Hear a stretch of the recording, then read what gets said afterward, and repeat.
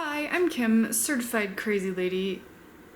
My certificate's downstairs. I'm just too lazy to go get it. I make videos with psychic readings and share my life as a psychic witch. If you don't hate any of those things, feel free to subscribe to this YouTube channel. We are traveling very soon. Very soon. And I just need to make a few little things to help ensure that we travel safely. I'm gonna show you some of just the little things that I do, brought to you by my nutritional yeast.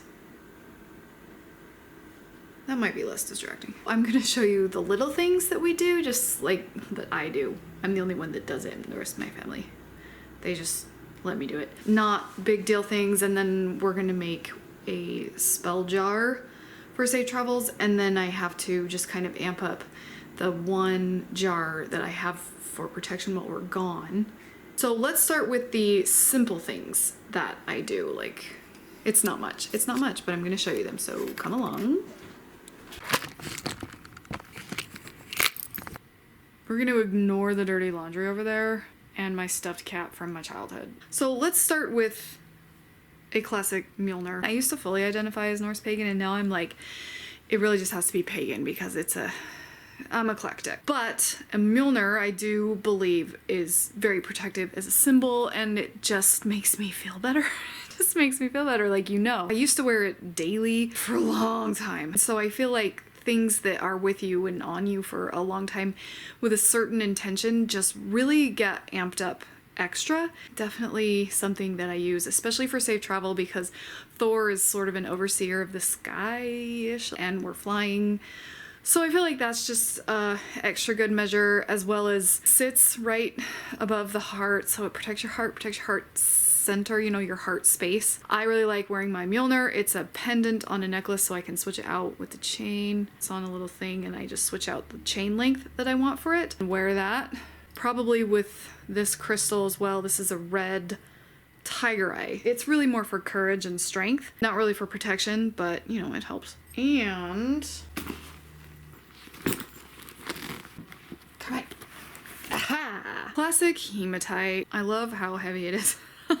This is in my purse basically for just safety while I'm away from home. In my purse all the time, literally all the time. This will come with me, I did want to mention, which is why I settled in down here, that I don't charge my crystals, which I know is like, I don't cleanse them either. I can hear the collective gasp from you. Here's the thing, and someone said this to me once and it really stuck with me, and I was just like, yeah, that actually makes perfect sense. And I'll link her YouTube channel down below, but I saw her on TikTok originally, like we do. So she explained it to me as like, a crystal is essentially a very highly concentrated earth elemental power, right? Like that's kind of a crystal. Like, it takes hundreds of thousands, millions of years, whatever. I'm not a geologist, please don't come at me. It takes an amazingly long time to form rocks and crystals. That is just so much concentrated and condensed earth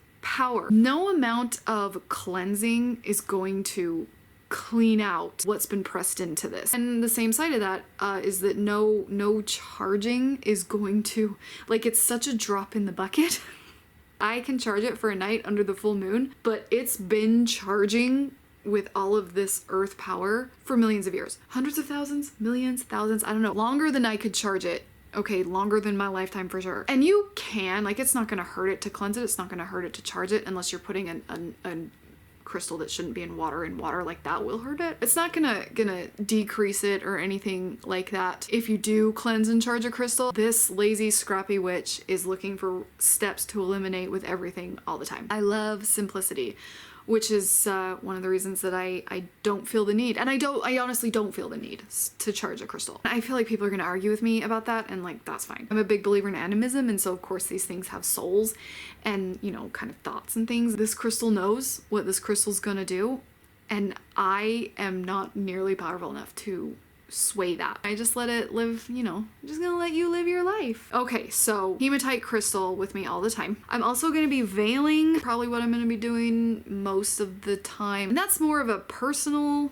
protection. That's not really to keep us safe. That's to keep my energy safe. I have a couple different ones. This one's my favorite right now, of my elasticy headband ones. I don't cover up. That's kind of why I like this one, because it can actually cover up my entire head if I wanted it to. I don't cover up that much. If I can kind of cover where, in theory, where the crown chakra would be. I don't subscribe to chakras the way I used to subscribe to chakras and the way most people do, because it's not exactly cultural appropriation, but it's also, we're not using it the way, we've just kind of diluted it and turned chakras into something they're not. Regardless, energy comes out the head. Energy comes out.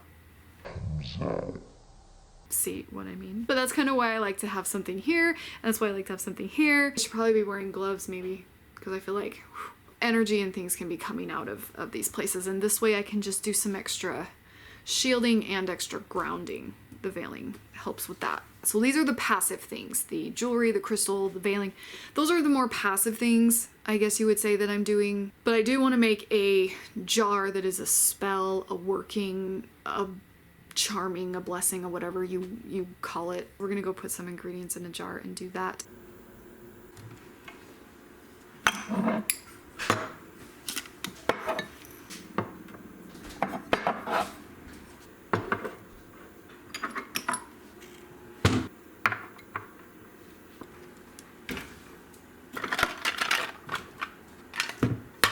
We have a tiny jar with a black lid. It doesn't have to have a black lid, I just like the extra black, you know, for it. I might also go and get a black thread to tie around it just for a little extra black protective. Black is a great color for protection. I also have 3 acorns. It's kind of 3.5, which was a little perfect because this one has like a really tiny acorn growing. So it's like 3.5, one for each of us, and the little half one can represent the little dog. He's not coming with us, he's going to grandma's house, but I still want him safe, you know. I've got some eggshells. Mint is particularly good for travel protection, not just, good for protection, but really good for specifically traveling protection. So I always use mint if I'm doing something with travel. Black salt, because you know, and a cinnamon stick. Just one, because it's a tiny jar, so we're gonna have to try to break this in half, which we should be able to do, and put it in the tiny jar. That's everything for the little thingy. Let's put her together.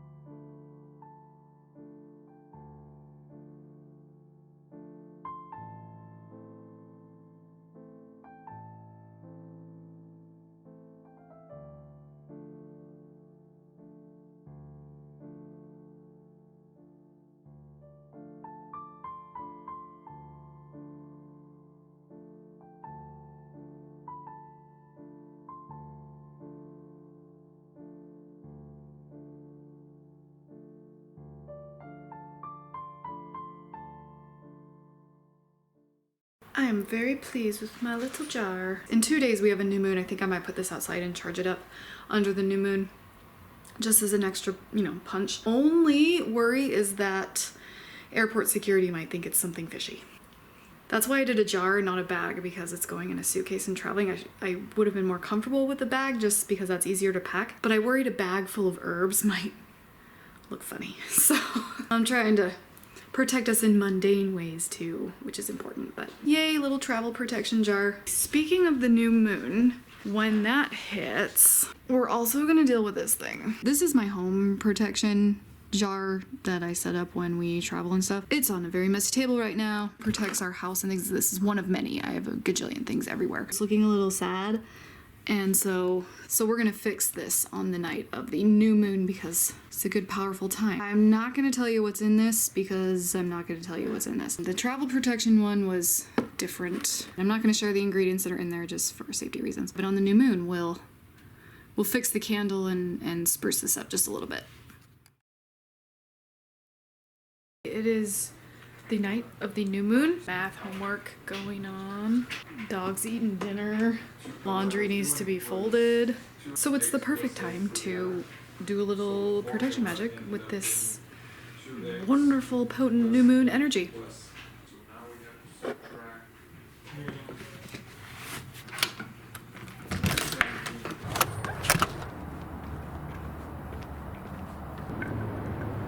You can't really see it, but I have the perfect little like decorative landscaping stepping stone thing. It's the perfect place to put things that need to charge under the moon. You can't see it, but it's there and it will charge, and I will set an alarm. Ooh, a bat.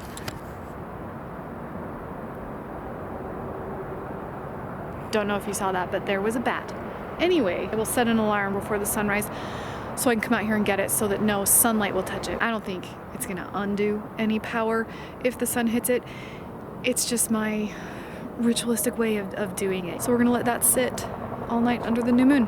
Listen to the traffic. Beautiful.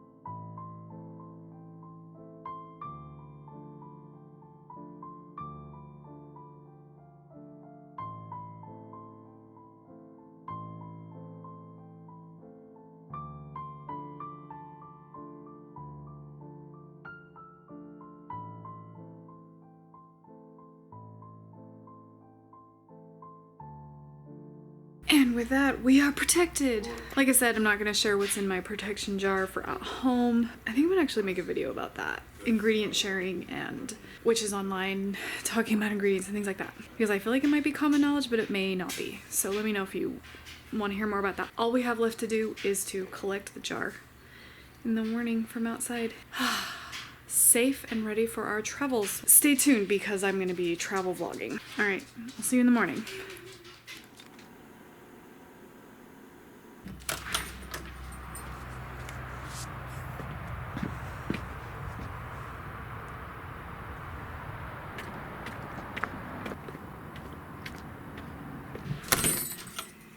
I got the jar. There's a pillow on top of the couch. That's weird. I did go back to bed because I'm crazy, but I'm not a lunatic. Get it? Cause man, I'm funny in the morning.